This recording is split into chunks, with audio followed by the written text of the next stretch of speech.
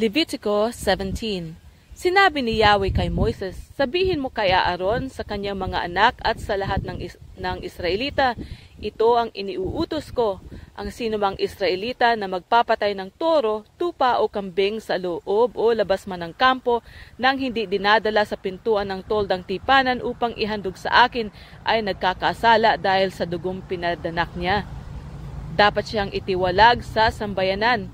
Ang layunin nito'y upang ihandog kay Yahweh ang mga hayop sa halip na patayin sa parang. Dapat nilang dalhin iyon sa pari sa may pintuan ng toldang tipanan upang ihandog kay Yahweh bilang handog pangkapayapaan. Iwiwisik ng pari ang dugo nito sa altar sa pintuan ng toldang tipanan. Ang taba niyon ay susunugin at ang usok nito'y magiging mabangong samyo para kay Yahweh. Sa gayon, hindi na nila iaalay ang mga hayop na ito sa demonyo na anyong kambing na kanilang sinasamba. Ito'y tuntuning susundin nila at ng kanilang lahi habang panahon.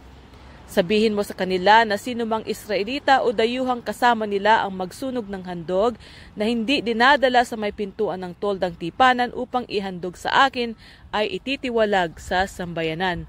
Ang sinumang kumain ng dugo ay kapupuotan ko at ititiwalag ko sa sambayanan, maging Israelita o dayuhan man, sapagkat ang buhay ay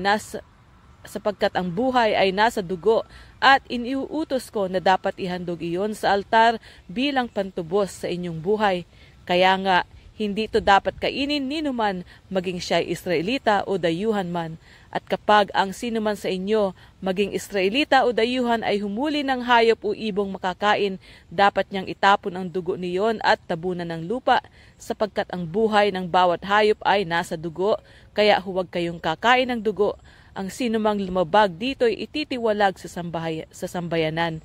Sinumang kumain ng hayop na namatay sa peste o pinatay ng kapwa hayop ay dapat maglaba ng kasuotan at maligo.